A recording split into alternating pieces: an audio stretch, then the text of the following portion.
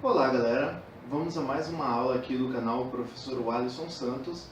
Vamos à nossa segunda aula sobre gestão pública, para você que está se preparando para um concurso público ou está tendo essa disciplina na sua graduação.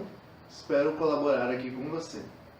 Já fui concursado, já passei pelo setor público antes de ser professor, já trabalhei inclusive com o tema da aula de hoje, que é planejamento público. São os três instrumentos básicos do planejamento público, que é o PPA, LDO e LOA. Eu trabalhava na execução desses três. Vamos lá, pessoal. Hoje, para facilitar, eu vou deixar legendas para vocês, sempre na parte de baixo, tá? De alguns tópicos que eu considero especial, que podem cair em concurso, alguns conceitos, alguns números, para que vocês possam estar melhor acompanhando a aula. Vamos lá. Quero começar hoje falando sobre a diferença do planejamento de uma empresa privada para o planejamento de uma empresa pública. Desculpa, o planejamento de um órgão ou empresa pública para uma empresa privada. Bom, no setor privado você tem como finalidade o lucro, correto? Então você produz um bem ou serviço útil para a sociedade e neste processo você visa obter lucro.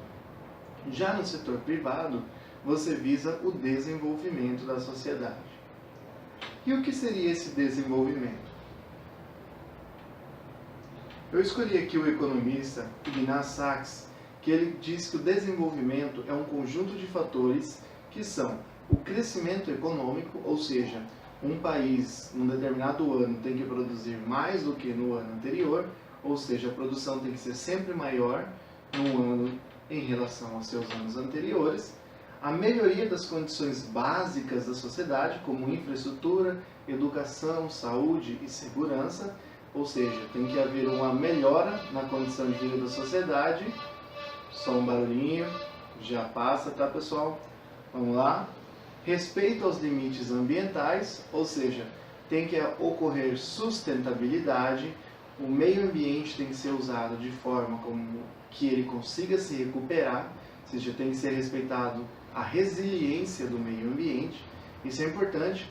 Resiliência é a capacidade do meio ambiente de recuperar-se de algum problema ou de algum recurso seu que foi tirado. Como, por exemplo, um rio, onde você retira uma certa quantidade de água, o rio consegue se recuperar devido às suas nascentes e devido a outros fatores geográficos. Se você retira uma quantidade muito grande, esse rio não consegue se recuperar e acaba secando. Tá? Então, a sustentabilidade é respeitar exatamente esse limite de capacidade de recuperar-se no meio ambiente. E por último, ele fala o fortalecimento das instituições. O que é o fortalecimento das instituições? Você ter, por exemplo, um judiciário com credibilidade, você ter, por exemplo, uma polícia eficiente, você ter um corpo de bombeiro que a população acredita, você ter um legislativo que crie regras e leis que protejam e melhoram a vida da população, ou seja, são as instituições, a regra do jogo, as leis, as normas, serem fortes e beneficiar a população. Isso, segundo o economista Ignaz Sachs, configura o desenvolvimento, que é o objetivo do planejamento público. Dentro do planejamento público, nós temos três principais instrumentos. Nós temos o PPA, que é o Plano Plurianual, nós temos a LDO e nós temos a LOA. O PPA ele é feito de 4 em 4 anos. No primeiro ano, ele é feito pelo Poder Executivo e aprovado pelo Poder Legislativo. Isso nas três esferas de poder: a esfera federal, a esfera estadual e na esfera municipal. Vamos usar, por exemplo, tá, a esfera federal. O Poder Executivo Federal, no primeiro ano que ele assume, ele elabora um plano para 4 anos. Para o seu segundo ano de mandato, terceiro, quarto e para o primeiro ano do mandato do candidato do governo que vier a substituir o governo que está no poder. Então ele elabora esse PPA, que é um planejamento para 4 anos. Então podemos dizer que é um planejamento estratégico. E esse planejamento, ele entra em vigor no segundo ano de mandato do presidente. Isso é importante, tá, pessoal? Porque não entra, faz um plano e já começa a funcionar naquele ano, tá? Quando ele entra, ele está usando e executando o plano plurianual do presidente que saiu. Porque o presidente que saiu fez um plano para 4 anos. Para o segundo ano de mandato dele, para o terceiro, para o quarto e para o primeiro. Então, quando o presidente assume o poder, ele já tem um planejamento ali que vai ser executado naquele ano e ele se preocupa em realizar agora um novo planejamento que vai pegar os seus 3 últimos anos de mandato e o primeiro ano de mandato do outro presidente. Esse plano plurianual, ele contém os objetivos, metas e ações que o poder público pretende realizar nos seus próximos 4 anos e ele tem que ser aprovado, no caso federal, tanto pelo poder legislativo do Congresso Federal, que são os nossos deputados federais, quanto tem que ser aprovado no Senado pelos nossos senadores. Ok? Então, depois do plano plurianual, o governo vai se concentrar na elaboração da LDO, Lei de Diretrizes Orçamentárias. A LDO é como se fosse você destrinchar o PPA em um ano. Por exemplo, lá no PPA fala que você quer reduzir o analfabetismo no Brasil de 5% para 1%. Aí você coloca lá na primeira LDO sua, que vai começar a valer no ano seguinte, vamos pegar como exemplo o nosso governo atual, o governo Bolsonaro, ele vai fazer a sua PPA, depois ele vai fazer a LDO. Digamos que uma das metas dele seja essa, reduzir o analfabetismo de 5% para 1%. Isso está no PPA, porque é um objetivo para 4 anos. Quando ele coloca lá na LDO, ele vai colocar que no ano seguinte, ou seja, olha só, ele está pegando um objetivo, uma meta que é para 4 anos, ele está transformando para 1 ano. Então ele vai colocar agora na LDO que no ano seguinte o objetivo dele é reduzir o analfabetismo de 5% para 4%. Dessa forma, ele está dizendo o que ele vai fazer em cada ano específico.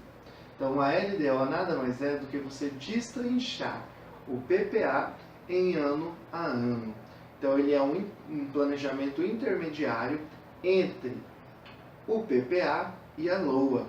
Na LOA, contém todas as receitas previstas do governo para o próximo ano e todas as despesas que o governo irá realizar.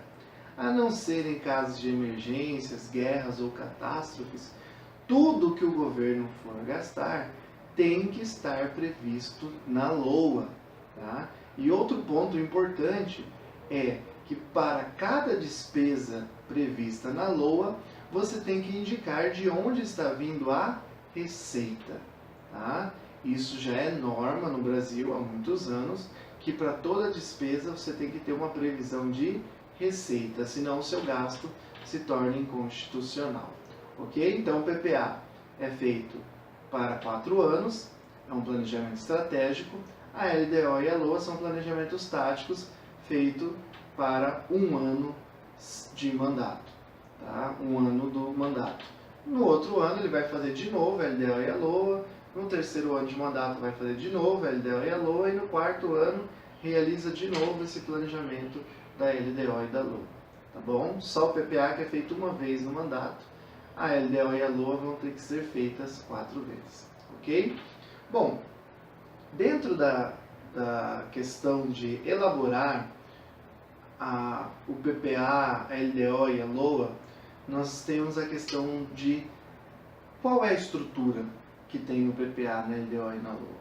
Bom, no PPA, na LDO e na LOA, nós temos os objetivos que o órgão público quer alcançar, as metas, tá, que também pretende se alcançar, temos as ações e os indicadores, a previsão de receita e a fonte de despesa. Vamos começar hoje pelos primeiros: objetivos, metas, ações e indicadores, ok? Há uma diferença muito grande entre esses elementos que é muito comum, tá? Eu já trabalhei em órgão público, é muito comum as pessoas confundirem-se e fazerem errado essa questão, principalmente entre o objetivo e a meta. O objetivo, ele é amplo e genérico, tá? Como, por exemplo, você coloca lá, reduzir o analfabetismo no Brasil. Pronto, esse é o seu objetivo, reduzir o analfabetismo no Brasil. Você não coloca a quantidade que você quer alcançar e muito menos você coloca o prazo. O objetivo, então, ele é genérico. Porque depois que você cria o objetivo, você vai trabalhar na meta. Por exemplo, você colocou que o objetivo é reduzir o analfabetismo no Brasil. E você coloca a meta vai ser reduzir o analfabetismo no Brasil em 2019 de 5% para 4%. A meta, ela especifica a quantidade do que você quer alcançar e ela também especifica quando você quer alcançar.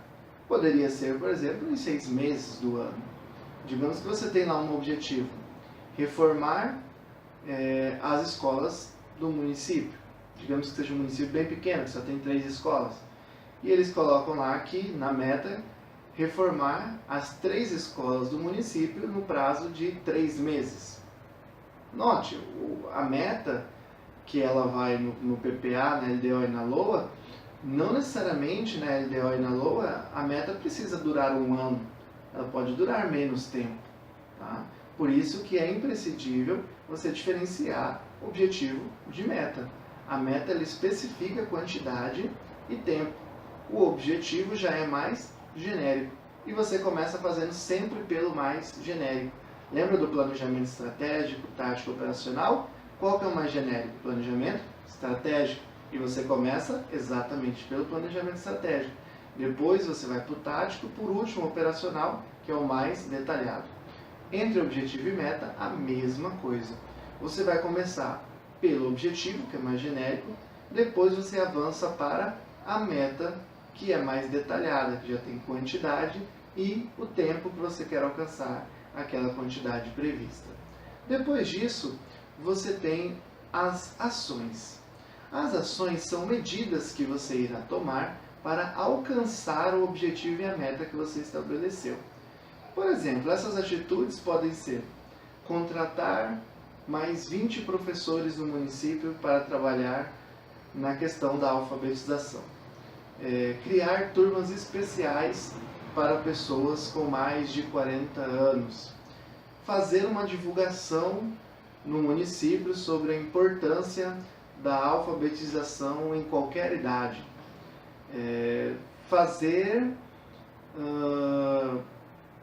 campanha com os filhos dos agricultores ou com os filhos de todos os filhos nas escolas normais, para que os filhos possam estar incentivando os pais a estarem participando desse projeto de alfabetização. Okay? Então as ações é aquilo que você vai fazer no dia a dia para alcançar o seu objetivo e a sua meta. Tá? É bem simples. Vamos colocar aqui, por exemplo, algo bem pessoal para você entender. Você tem um objetivo, passar em um concurso público. Esse é o seu objetivo. Você tem uma meta, passar como fiscal de tributo, passar em um concurso de fiscal de tributo do INSS, da Receita Federal, com um salário de 15 mil em no máximo 5 anos. Nota, a meta já foi bem mais detalhada. Agora você tem que definir as ações. Ações. Estudar 5 horas por dia. Você quer um concurso bom, quanto melhor o concurso, mais você tem que estudar. Então você coloca lá que como meta, como ação, você vai estudar 5 horas por dia. Outra ação, estudar aos finais de semana. Reduzir a quantidade de festas que você vai. Ler as apostilas. Assistir videoaulas, que é o que você está fazendo. Então você coloca ações que você precisa fazer para alcançar o seu objetivo e meta, que é passar em um concurso. Nesse caso você colocou na meta especificamente, que é passar para fiscal de tributo da Receita Federal, que é um concurso bem disputado. Ok? E aí, por último, você tem que ter os indicadores. Os indicadores é a forma que você vai usar de medir, tá, o resultado que você está obtendo ou obteve. Você pode usar o indicador para fazer um acompanhamento, ou você pode também, né, usar o indicador no final do período que você estabeleceu na meta, para verificar se você alcançou o seu objetivo e a sua meta. Então, o indicador é uma forma de estar verificando se você está alcançando ou não a sua meta.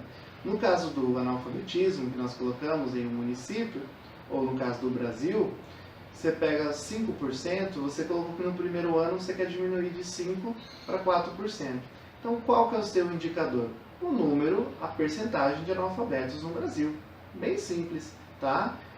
O indicador ele vai estar sempre linkado com a meta, porque na meta que você tem a quantidade que você está querendo alcançar, que você pretende alcançar. Então, esse indicador vai estar sempre linkado com a meta, tá bom? E é imprescindível que você formule um bom indicador, um indicador que seja também fácil de se ler, para você estar acompanhando se o planejamento ele está sendo feito de forma eficiente ou se a execução está sendo, aliás, né, está sendo feita conforme o planejamento ou não. Ok? Pessoal, essa foi a segunda aula. Nós vamos ter ainda muitas aulas ainda sobre gestão pública para estar auxiliando o seu estudo. E eu agradeço a vocês. Essa foi a segunda aula sobre gestão pública. Até mais, pessoal. Valeu!